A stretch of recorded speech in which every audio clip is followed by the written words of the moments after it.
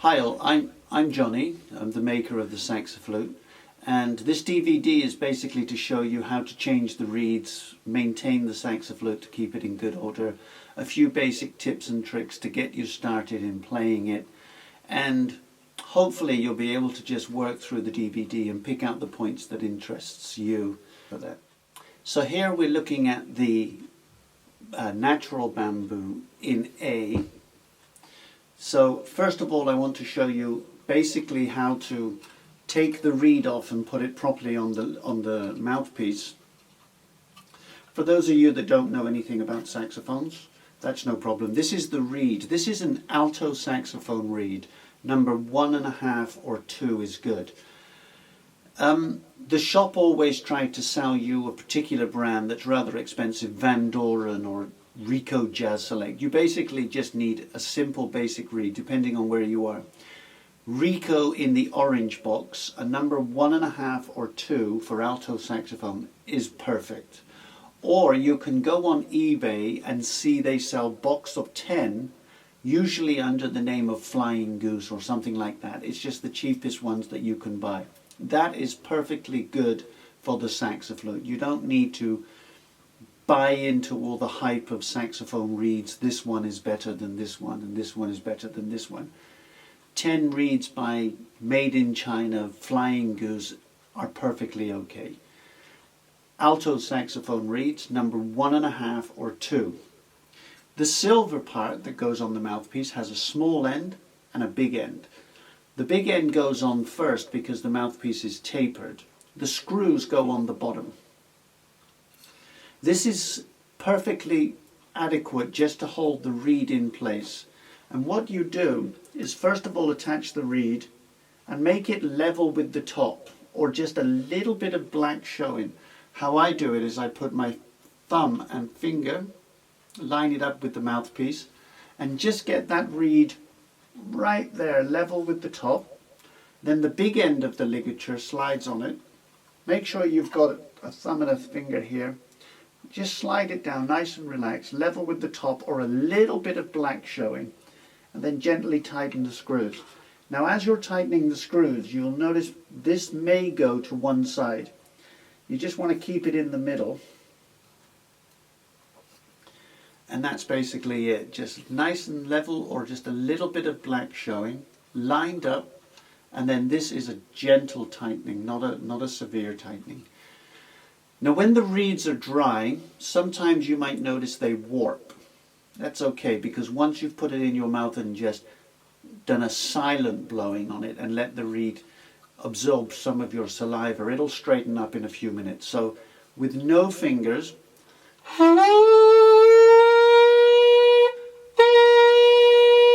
if you notice it sounds a little flat at start, that's because I'm making a very relaxed mouth.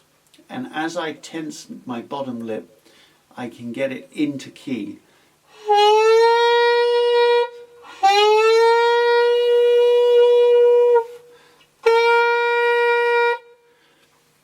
I've sold hundreds of these to people directly from the music festivals and the events that I do.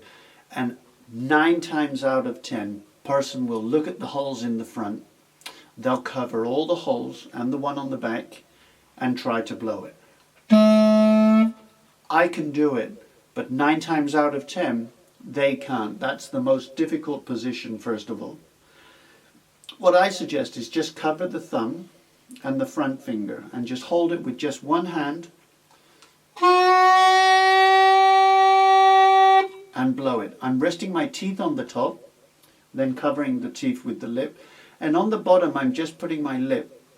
A lot of clarinet players and teachers and people who know lots and lots of things will tell you that you're supposed to roll this over your teeth. It's actually not advisable to do that on the saxophone. Clarinet teachers have told kids for years to do this, but every time I get in person, a lot of people who say you have to do this and you have to do this. It doesn't work because you're putting too much pressure and too much tension on the top. And you have a so-called expert telling you, do this, do this, do this. Don't. The most natural way to do it is the same way as blowing a straw. If you do this pressure thing on here, you're going to close this gap and no air is going to follow through. So just nice, natural, relaxed teeth on the top and just blow. Now you will blow flat first of all, which is better than trying to make this expression. It just doesn't work. So blow flat and then apply a little bit of pressure with the bottom, with the lip on the bottom. No pressure. A little bit of pressure. You hear that scooping from flat to perfect. Just the thumb and the first finger. Now this is the bamboo saxaflute in A.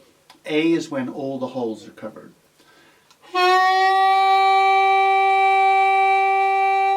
So this is the A, which is lower down.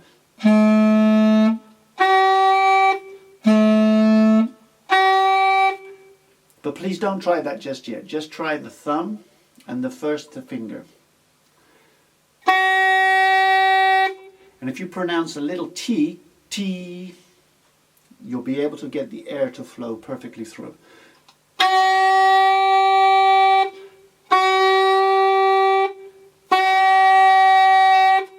Now try a couple of T's. T, T, T, T.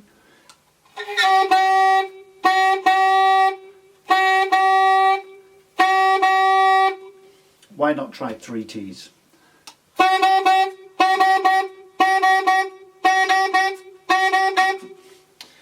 I suggest you try those 3 T's for about 35-40 minutes so that you can really get a nice sound all the way through.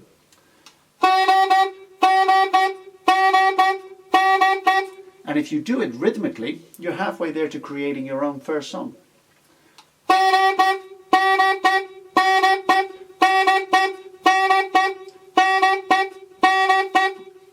And then do it with just blowing, but not T, just blow a constant.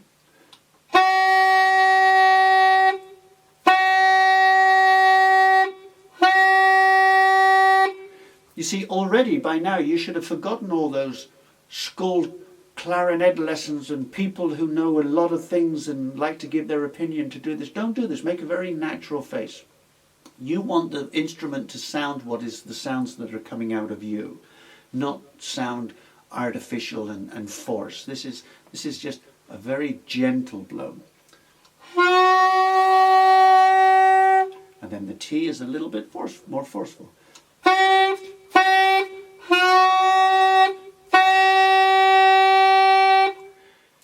Now let's talk about the notes of the A. The A, all covered down, the A natural bamboo saxaflute, all covered, the back and all 6 on the front, is A. Lift up one finger, that's B. Lift up another finger, that's C sharp, because in the A major scale the C is a sharpened C. So that's C sharp, then the next finger is D.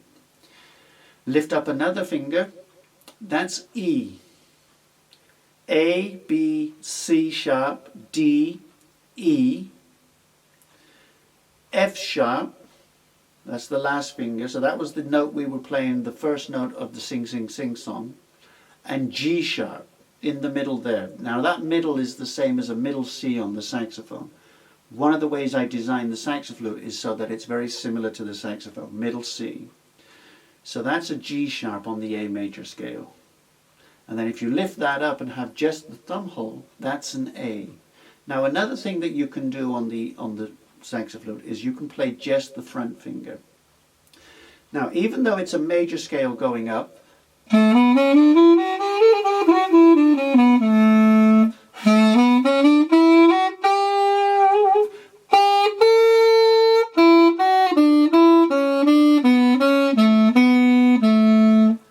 what you can do, another trick, is you can half cover holes and it gives you more chromatic notes. So you can go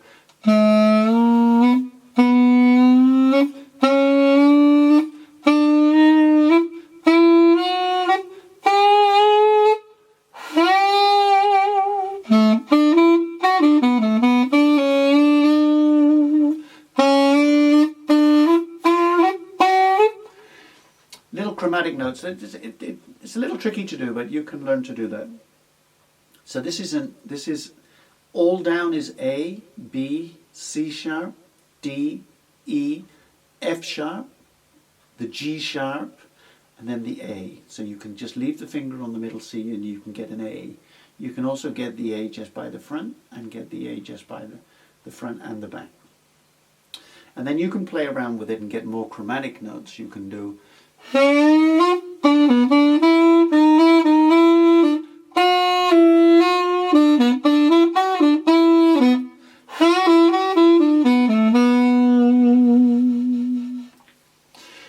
There is a little bit of maintenance you can do on the natural bamboo. Is you can pour a little bit of walnut oil inside, and you just take. It's best advised to take the reed off, and while you're doing a little bit of cleaning inside in the mouthpiece, put a little bit of walnut oil inside, and just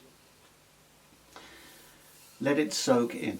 Now, the Saxaflute is very similar to when you buy an expensive recorder. The recorders made out of wood, they recommended that you only played them for a maximum of 30 minutes when you first got them, because it needs time, the wood needs time for the saliva to soak in and for the oils to soak in. So I recommend you only play the Saxaflute for 30 minutes for the first week or 2 weeks. And then after that you can extend the time. It's just once you start playing it, if you produce a lot of saliva while you're playing it, it's going to soak in. And possibly it'll crack. So that's the same as the recorders made in exotic hardwoods, and the same as the Saxaflutes made in exotic hardwood. Just play it a little bit, half an hour, put it down, let it dry, and then a little bit the next time, and you can keep extending this over the next few weeks. On the outside of here we don't use any polish or anything because the bamboo doesn't absorb the oil or anything.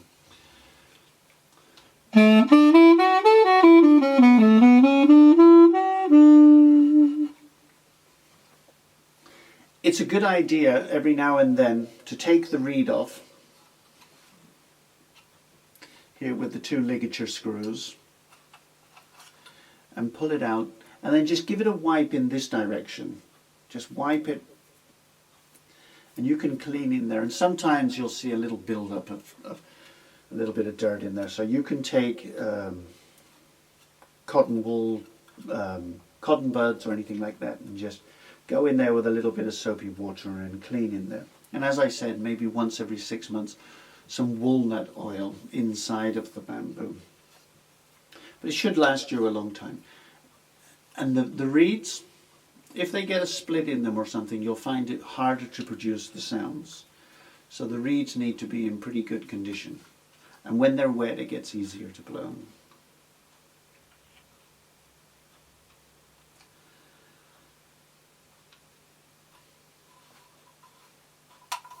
Just put that reed on there for you. So let's go through those things again. The first thing you don't want to do is cover all the holes when you're learning to play it. It's just all the holes covered is like covering all of the notes on the saxophone, all of the pads. It's the most difficult note to get out first of all. You want to start from the top and work your way down. And then remember that it's not just up and down. This is the major scale with the middle finger here. But chromatically you can find a lot more, like recorder fingering. You can do a few more extra finger combinations to get a lot more chromatic notes out.